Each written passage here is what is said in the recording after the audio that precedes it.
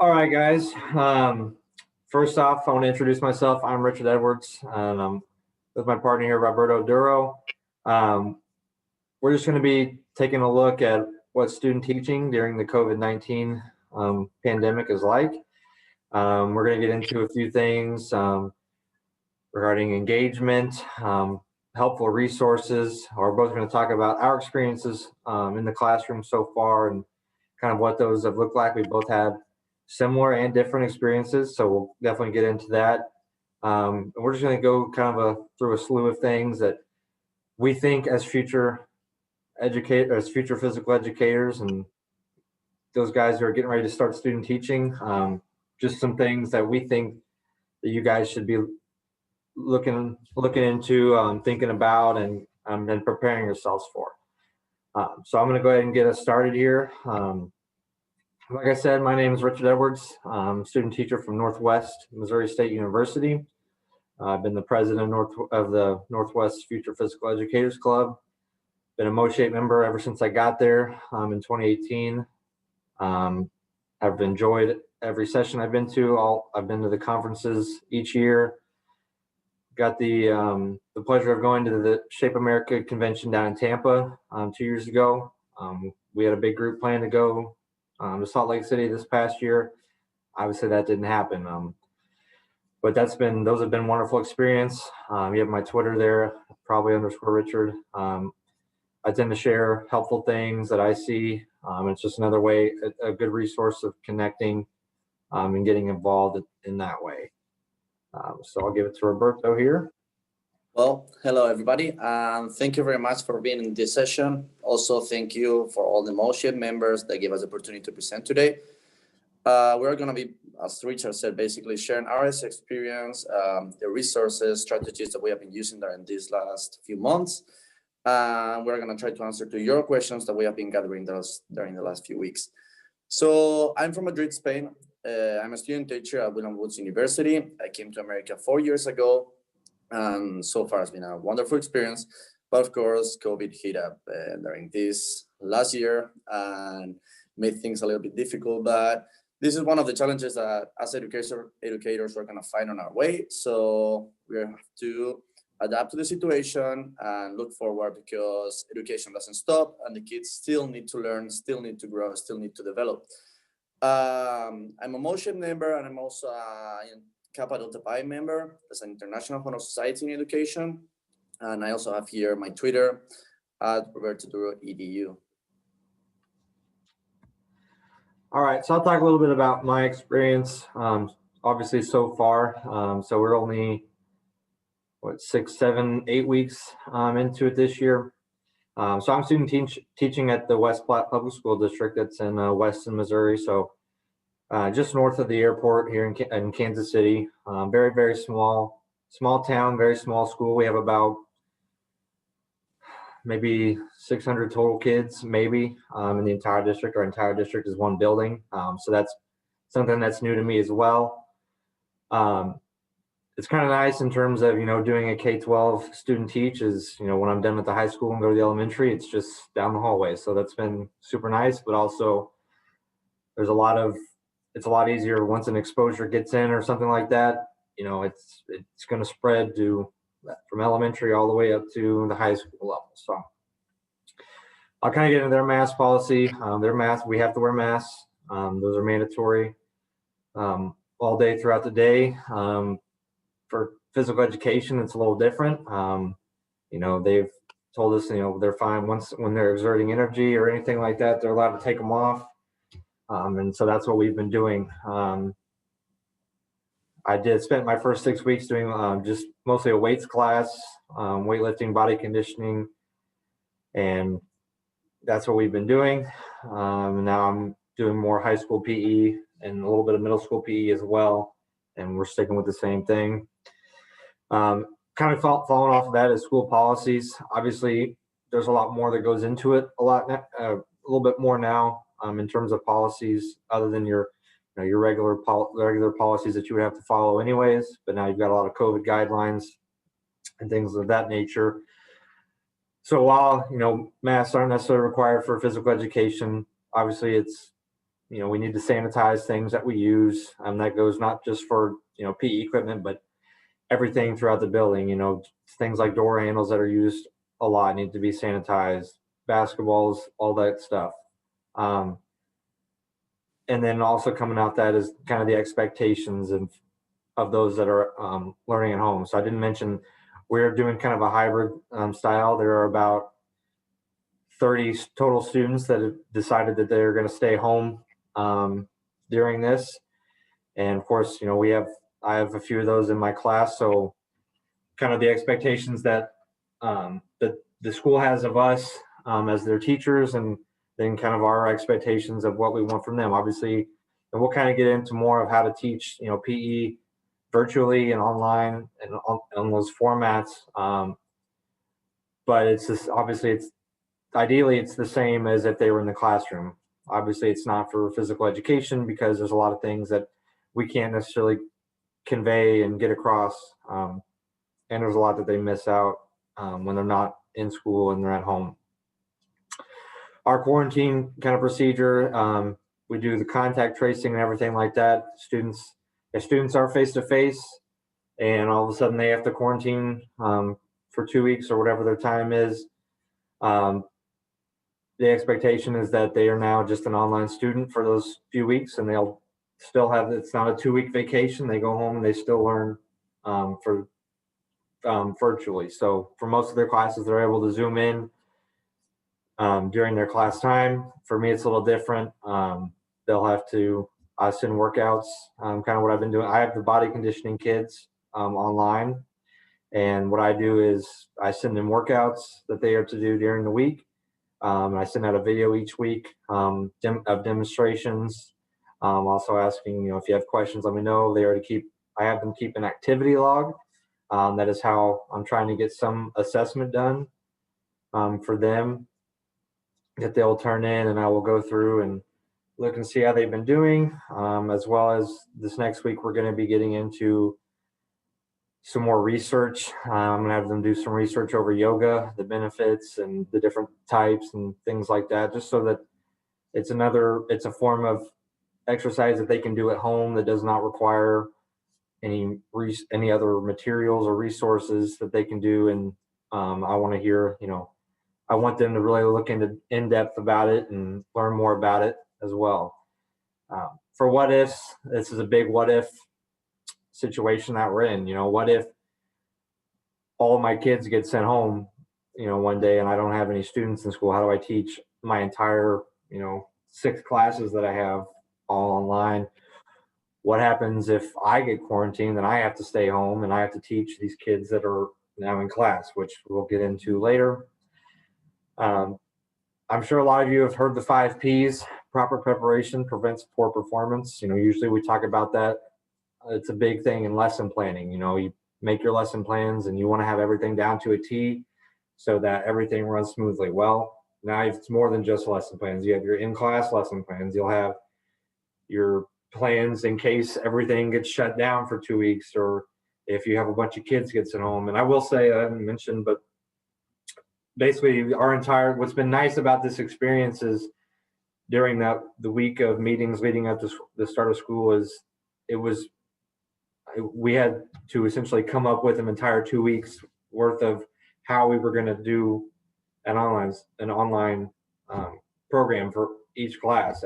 Each teacher had to figure out how they were going to go about that, just in case we have to shut down for 2 weeks. It isn't, even if the school shuts down for 2 weeks, it's not a 2-week vacation, unfortunately. I'm sure a lot of us would love it that way, especially since we're doing a little bit more work now, but it's not. Students are expected to learn, teachers are expected to teach. And so that's just it's just a good reinforcer, I think, to have there. That proper preparation prevents poor performance. It's been kind of burned into my brain throughout my coursework, and it's definitely applicable now. And then resources, we're going to get into some helpful resources that I've used throughout my college experience so far, and that I've used in my student teaching experience as well, that not only will help in the classroom, but also they've been changing their models to include online lessons and things like that as well. That's really all I have from my experience, and I'll let Roberto get into his. Thank you, Richard. So my students teaching so far has been pretty interesting, but definitely something new, not only for me, but for everybody in the school. Suddenly you arrive into the school in which everybody has been teaching for 5, 10, 20 years, and they are facing a situation that is completely new for everybody. So everybody has to adapt and overcome the situation in the best of the possible solutions. So I'm student teaching a futu public schools district, middle school level. And so far we have been in person until this moment, and we are planning on continuing like this if the situation remains under control. But still we have plenty of our students that are doing distance learning, so we have to plan everything as well for distance. Every week we have like a few students, at least 10, 15, they go to quarantine just in case for prevention, or some of them has been exposed. So you have to count on that, and this is definitely affecting the way in which we are giving instruction. We have to plan the in-person lessons, the unit plans, but also the distance learning unit plans. Let's say we are doing soccer. You need to see how the students are performing the skills, the strategies, the sportsmanship, and their knowledge about the rules, but also how are you going to assess that if you have students that are being quarantined at home? So this is one of the most important and probably the most difficult parts that we have to address during this first term of school, and it's actually giving these students the opportunity to learn and demonstrate their knowledge about these units that we have been designing for them. And the main platform that we have been using is Google Classroom. But in order to actually make an effective instruction, we have to go through professional development for this COVID-19 situation. We did that at the beginning of the school year, probably like 2 weeks, in which all the teachers got prepared for situations, and we made like tryouts on how to do the different units, how to deliver the different assessments. And as Richard says, preventing a poor performance by actually preparing your instruction is definitely going to be a key element on your instruction and on your faculties as educator. So my quarantine experience, that's something that we touched a little bit before. And to me, it happened. I had to be on quarantine at the beginning of my student teaching experience. And this is something that can happen to everybody. We can be exposed at any moment at the supermarket, at our schools. So how are you going to prepare yourself in case that happens to you?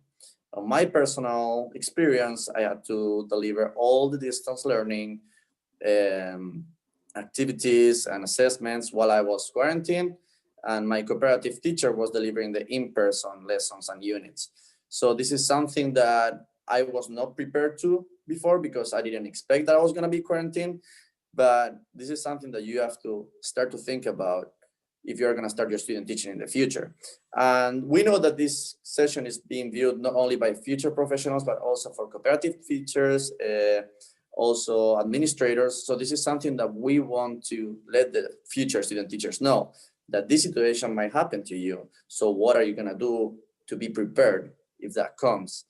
Also, Richard mentioned sanitizing equipment. That's one of the most important, most repetitive things that we are going to be doing every coach in PE for the next probably year or maybe a few terms. We have to consider that every class has about 20 students each, and all of them are going to be manipulating different objects. So it's our responsibility to make sure they are being safe while they are doing that. Probably the school will provide different products that you can use to sanitize them, but it's very important, I would say essential, that we don't forget about sanitizing, because if we don't do that, we're putting in danger the students, and that's something that we cannot allow. Also, the last of the things that I have on this slide that is important is alternative units. How are we gonna design our units in order for them to be safe, but also we can achieve that growth on the students through physical activity. So for example, we cannot do football or basketball in our school. This is part of our policies. So we have to come up with different units, alternative units, in which the students can manipulate their objects and decrease the human contact within each other. So some of them that we have been doing is soccer. We have also done disc golf, in which each of the students manipulated the discs, not the other people's. And the last one that we have been doing as well is kickball, a traditional sport, only using our feet. All right, so this is kind of a slide, things to think about, things that, when I was doing my coursework, I didn't think I'd have to really worry about. The biggest first one I have up here is Zoom. Obviously, at this point, you've all used a lot of Zoom, probably mostly from a student's perspective. Well, when you're out there in the real world, you realize that you have to figure out how to do it from a different view, from you sending out the Zoom and you running the Zoom. That was not something that I knew how to do. But now that, we've been in it for a few weeks, I've figured it out a little bit. I wouldn't say that I've mastered it, but it's definitely something to think about and get some kind of practice in, whether, you're Zooming with your friends and getting everybody together some night, or if you're Zooming with the professor, ask her, okay, can I host it just so I can get some practice? It's definitely, those are definitely good options. And it's definitely important that you think about and figure out how the best way to do that, as well as I had management there, but Zoom class management. So if you've got a Zoom with your entire, first hour and you've got 20 kids in there, how do you, make sure everybody's engaged, that everybody's, not off doing their own kind of thing, just those are all things to think about and that we've had a little bit of experience with, and I'll let Roberto talk about some of these things as well. Yeah, as you said, Zoom is probably one of the most used tools that we're going to be using during this semester and probably the next one. How can we achieve that the students are being engaged and being active participants of our classes when they are at home? And this is something that is not going to be easy because not everybody has the same resources or the same access to internet and devices at home. And we need to be aware of those situations and try to have contact with their families, with their students, so we can know which is the situation that is going on in each student's home and environment, in order to actually know if the students are trying, if the students are having some difficulties, and therefore we can address them. Yeah, and then we'll get into some online learning methods and resources a little bit later. I just kind of put them on the slide, again, as things to think about. The next thing is communication. This has been something that has been reinforced very heavily at West Platte, is that you need to be in constant, communication with those online students. Whether it's whether they've got assigned, this is for every class throughout the school. You need to, if they've got assignments that are coming up, you need to make sure that they're on top of those.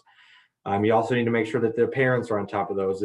That's been the other thing, is communication with parents has been very, very reinforced to us. And if there are students that are not coming to Zooms, we've had some issues with that as well. Just being in communication with the parents and the administration about what's going on in your class. This is a time to ask for help from your administrators, your cooperating teachers. Like Roberto mentioned earlier, even those people that have been teaching for 20 plus years, this is all new to them. I've been talking to a lot of friends of mine and colleagues where I've talked about this is it's a good experience. It's an interesting experience because no matter how new I am, and my cooperating teacher may be teaching for 30, 40 years, we're kind of all in the same boat right now. They've never had to teach like this. I've never taught like this. So it's kind of, we're all on a fairly level playing field in terms of this. So always be prepared to ask for help, be willing to ask for help, be willing to take criticism. You're going to get it. And that's how you grow. I mean, in terms of that. So, and then the biggest question of all is how do you teach physical education to students at home, or if you're at home? Roberto touched on that a little bit, kind of how he handled that in his situation. If I get quarantined, how am I going to relay the information that I want to my students? Obviously, you'll have your cooperating teacher, which will be nice, and that they'll be able to more handle the face-to-face instruction. where you can kind of more focus on the those that are already online. But the thing with that is you're now, that's 2 weeks that you're losing, time with your face-to-face students. That's good relationship time. So it's kind of important, when, even though you're home, even if you're quarantined, to be in contact with them, just asking them, questions about the content that they learned that day. Obviously you'll be in contact with your cooperating teacher, so you'll know what they did. So if you want to ask them questions, just stay engaged, stay communicating, stay connected with them while you're gone, so they don't so you don't come back and it's now, who's this stranger who's here all of a sudden. Obviously that's kind of how student teaching is you kind of just show up and here's the new teacher for a few weeks, but this will make it a little bit easier on you when you get there. So yeah, and we'll move on And to the next slide. that's a very important point, actually, as you were mentioning, that student teachers usually are going to come straight from university. We come with experience, but not a lot of experience. So of course, we need to be proactive. We are coming fresh, new, but we need to actually give something to the school. They are giving us the opportunity to be part of their staff team.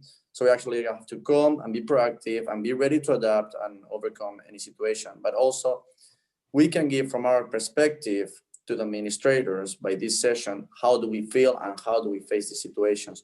We are more than welcome to receive any kind of advice and guidance from administrators and cooperative teachers, because at the end, we are coming straight from the university. We are new. And even if we are very excited and very willing to cooperate, sometimes we're gonna have certain difficulties that other teachers can take for granted that are gonna be dominated. So that guidance is appreciated, but also student teachers, we need to be proactive and ready to go.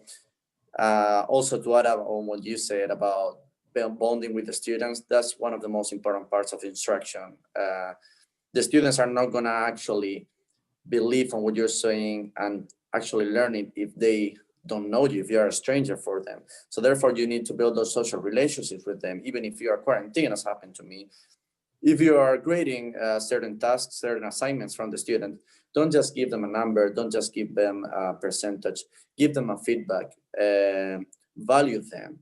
At the end of the day, they are people, they are persons. So you need to actually not just give them a number, but actually say, hey, let's say one student is called Alex. Hey, Alex, I really appreciate the way in which you developed this, and I really hope that you continue to do that. I appreciate your hard work, and basically saying, keep it up. If you make these social relationships with them, if you actually build this social relationship with them, when the time of coming back comes, you're not going to be a stranger, and they're going to see you with different eyes. So this slide is going to be basically getting ready for the unexpected. And this is the main thing that future professionals have to do before going to student teaching in COVID times. Basically, getting ready for what can happen, all the what ifs. So start thinking about alternative units that you might have to do, because there are going to be many situations in which your cooperative teacher is going to say, hey, do you have any idea of any lead up activities or any units that you would like to offer to design in order to keep this social distancing, but also achieve this learning on the students?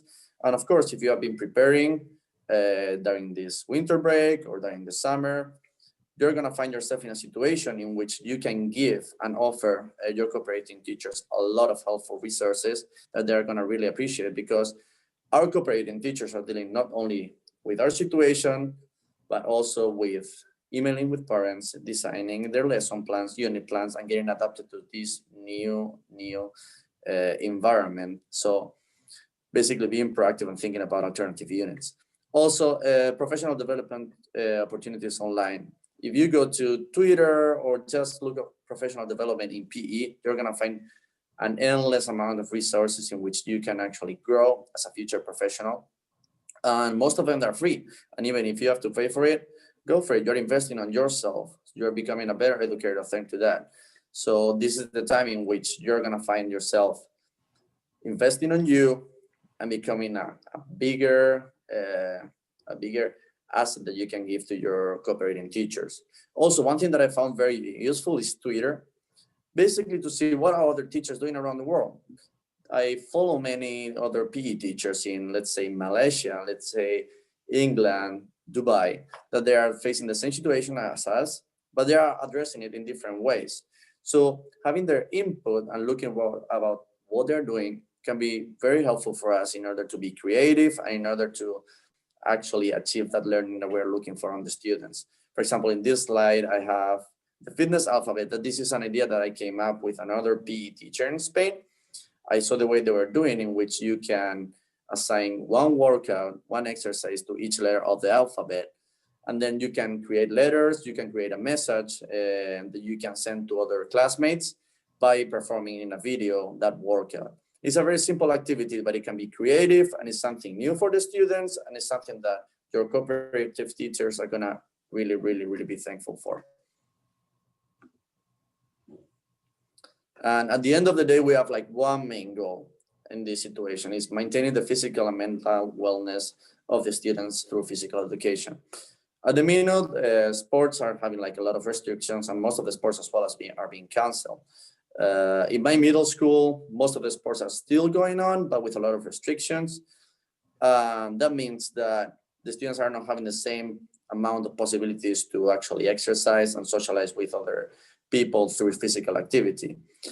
This leads to a sedentary lifestyle, and that actually it can become a problem at this time with COVID, because students are not being able to go to the park.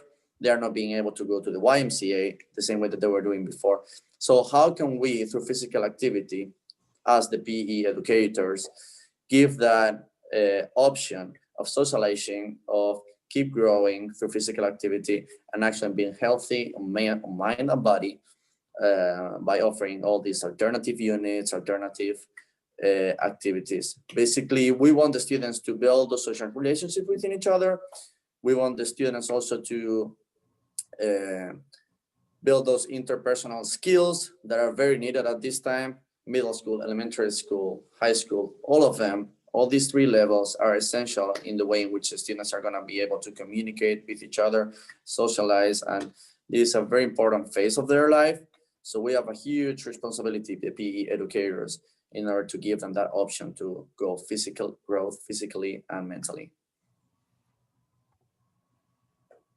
So these are some of the examples of the alternative units that we have been doing at my school.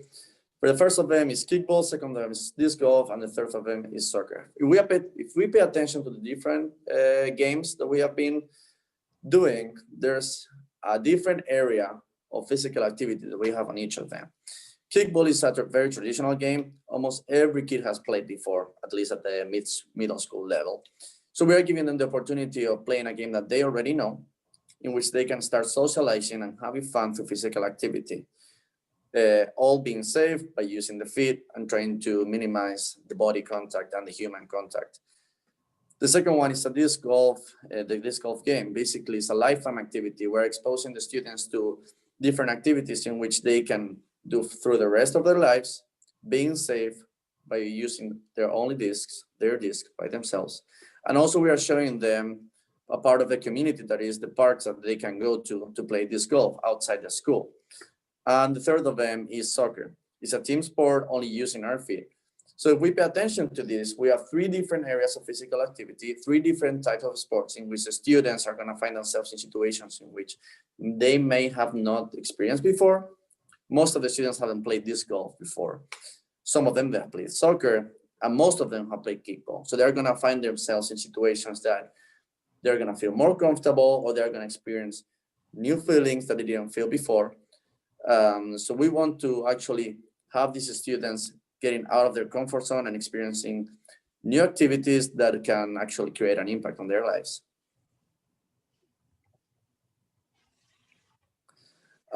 Richard has been talking about this before. Distance learning, there are the two main things: is communicating with the students and families and creating alternative assignments for the students that go on quarantine. And communicating with the student and families is going to be one of the main things, because the students need to feel that they are loved, that they are valued at the school, even if they are not being present in person at the school. So communication is going to be essential in order to achieve that growth and have the students grow in a safe and positive environment, at least from our part. So these are the different tools that I've been using so far. Google Classroom is probably the main one, in which we upload all the assignments, all different forms. And for example, we usually do a welcome to the week video, in which we let the students know what are we going to be doing this week. We let the parents know what are we going to be doing this week. And this way the communication is starting to flow from the beginning of the week. Edpuzzle is a very interesting resource that we discovered this year, in which you're going to be able to find videos of different sports, let's say, in which you can include questions in the middle of the video, and the students are going to be able to answer to those, so you can monitor their answers at the same time, and they are achieving learning through a visual and sensory videos. So Pear Deck also is a very interesting resource that we have found this year, and this tool is going to allow us to make interactive slides. So usually we are going to make sure that we prepare a slide before a presentation, usually with Google Slides, and then we're going to link it to Pear Deck, and the students are going to be able to be part of that interactive classroom, that interactive presentation, and they're going to be able to participate live, or you can also do it recording it and then having them doing it. There's some helpful resources that I have used. Many people that I've worked with have used for a while. Obviously, MOSHAPE is up there. It's free to be a member, which is awesome. It's a great place to find resources. They send out their newsletters and things like that are super helpful. It's also a great way to connect. You can find jobs through there. If you're still looking for a place to student teach, finding somewhere that has a job opening is a great opportunity for a potential to become the teacher of record and maybe make a little bit of money while you're there too. Obviously, with that is Shape America. Obviously, that one's not a free membership, but the same thing. You're being connected with people all over the country, getting to see what everybody's doing, getting that inside information, which is super, super helpful. A big one that I use a lot is Open Phys Ed. Just like MOSHAPE, it's a free membership and they have lots of activities. Essentially what it is it's a website that you can go to and it has free curriculum on there. You can go in there and say, I want something to do. I want some badminton activities and maybe a packet of information, and then some assessments as well for badminton. It has all that. You can go through, find the lesson plans, find layouts, find the standards that go with them all in one place. It's super awesome. And they're always adding to it, which is just really, really great, that you can just go in there and browse through there. Okay, I want to try this with my middle schoolers today. And you can go out in there and it has a full lesson plan of everything that you'll need, all the activities, everything that you could ever want for an activity. Super awesome. Like I said, it's a free membership. Definitely check it out. And then kind of going back to social media, like Roberto talked a lot about Twitter. Facebook is also a great place. I'm in several Facebook groups. Usually it's good to get connected. Those groups on there are really nice. Like I say, we have one of all, past, current physical education students at Northwest, and people just share information with each other, share job openings, share resources, share ideas. Super helpful. Great way to stay connected. Instagram is also a good one. I follow several PE teachers or instructors that post clips of activities and drills and things to do. Also, another one that will probably be kind of surprising is TikTok. I'm sure that everybody's using TikTok. That's kind of the big thing, and our students are all over it. But there's actually, I've been scrolling through there and found people that post, since they're short little videos that post little clips. Like I found one specifically for golfing. I'm not a good golfer, but I want to teach golf at some point. Well, how am I going to teach golf if I can't even, if I'm not very good at it? But it has some super easy drills, and his entire page is just different golf drills and for different levels and all kinds of different things. So like I said, it's not just Facebook and Twitter. It's pretty much every social media that you can think of is going to be a good resource. Obviously, if you're looking for it, you're going to find it. So, kind of my next thing is on relationships and engagement. Obviously, we've touched on this quite a bit, but it's just stressing that it is still super important. Obviously, it is harder to have that relationship with your online students as it is with your in-person students, where for most classes, those online students can zoom in, and say for math, they can zoom in and be a part of the class at the same time.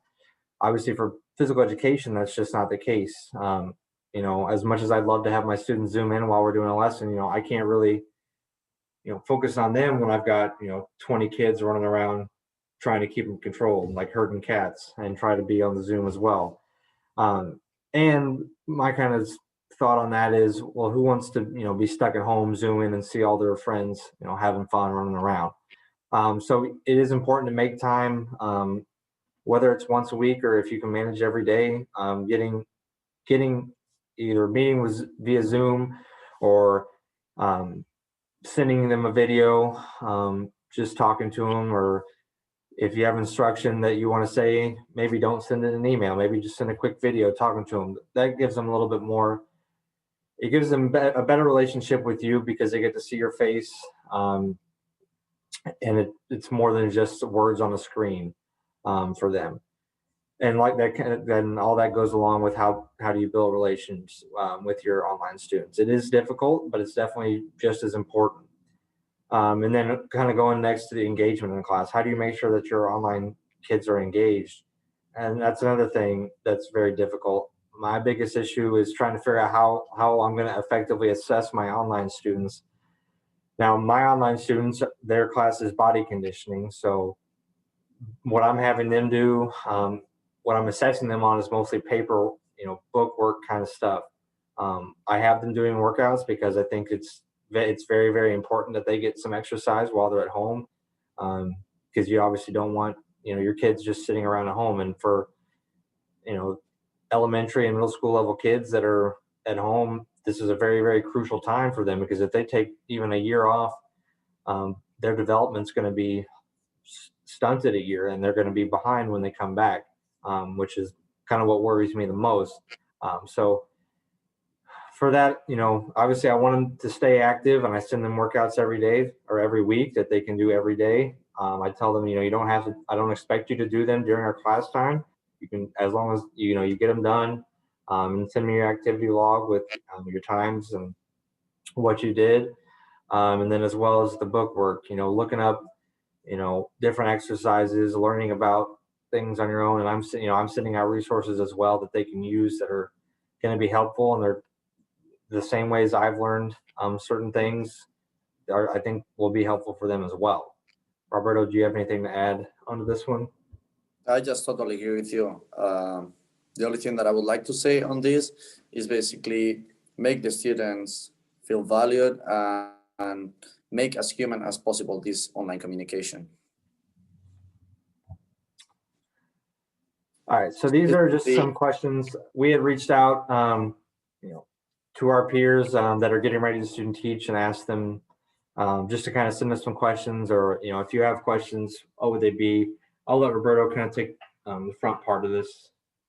So basically, yeah, we have been communicating with some other futures professionals, some student teachers, not only from physical education, other different areas of education, in order to know which are their bigger concerns and bigger questions related to how is teaching and how is a student teaching in COVID-19 times.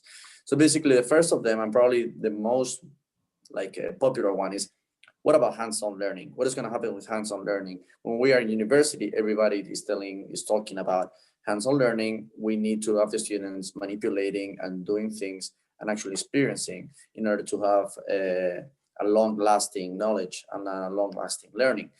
Hands-on learning can be done during COVID times, but we need to know the limitations that we have, and we need to know the possibilities that we have as well in our schools, in our school districts.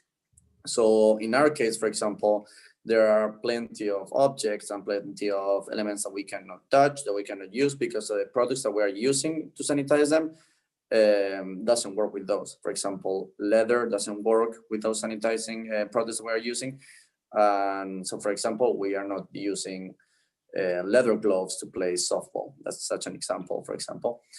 And also mask and student performance. I had a few peers asking me about, is the mask actually making an influence and like an impact on the way in which the students move and run? Well, on our school, we allow the students to take off their masks if the activity that they are doing is an extenuating activity. If it is not, or if they are not remaining 6 feet distance within each other, they need to have their mask on.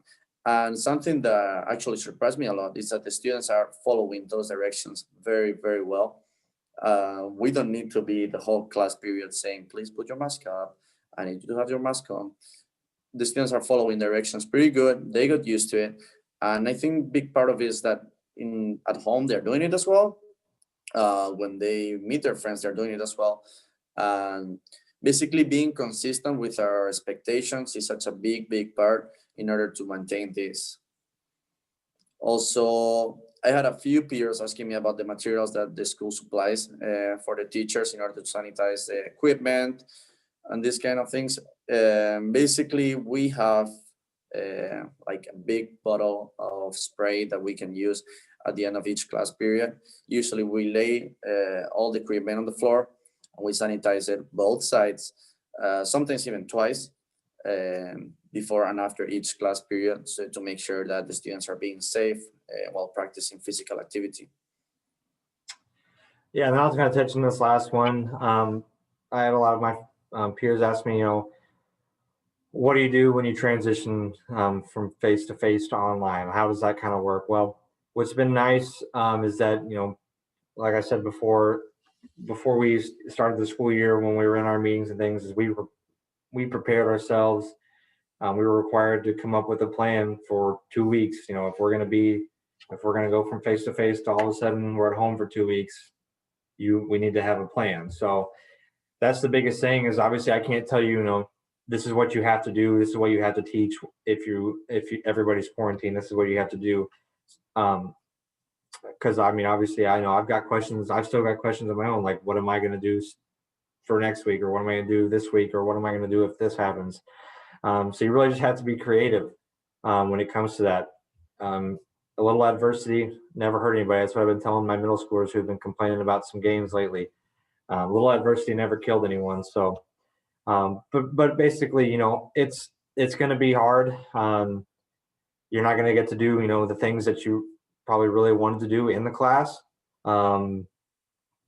But when you go to that, you still just need to make sure that you're reaching out to your students, that you're meeting with them via Zoom or sending them videos of explanations or things like that, that you're sending and having them do some kind of work that can be assessed. So that way you can tell that there's some learning going on, and just enforce the importance of being active while you're at home. Because I know if I was this age and all of a sudden they told me I was going to be home for 2 weeks, I'm like, all right, cool. I'm going to lay in bed and play video games for 2 weeks. That's going to be awesome. So just making sure that they know that how important it is to get up and move every day. Those are the kind of big things to touch on. Transitioning from face-to-face to online is not going to be the easiest thing. I don't anticipate it being a smooth transition, but nothing right now I expect to be smooth. And if you're expecting everything to run seamlessly right now, well, you got another thing coming. So just kind of take it with a grain of salt, and stuff's not going to go your way. That's a great time to reflect on what works and what doesn't. And that's how you become a better teacher. So that's really all I have for that. Roberto, do you have anything to add to that? I totally agree. All right. Well, we want to thank you guys for sticking with us. I know we went a little bit over time. Hopefully they'll still let this whole thing be in, but this is our first run at something like this. So we're excited to be in front of you guys, and hope that you guys learned a little bit kind of what we're doing. We put our emails in here just for if you have any suggestions, or if you have any cool ideas or any questions at all, feel free to reach out to us. We love to connect. you can never have too many connections, especially at the professional level. So anything cool that you have that you send us, we obviously send to everybody we know, and then all that just spreads. So Basically, definitely. thank you very much to all of you for being in this session.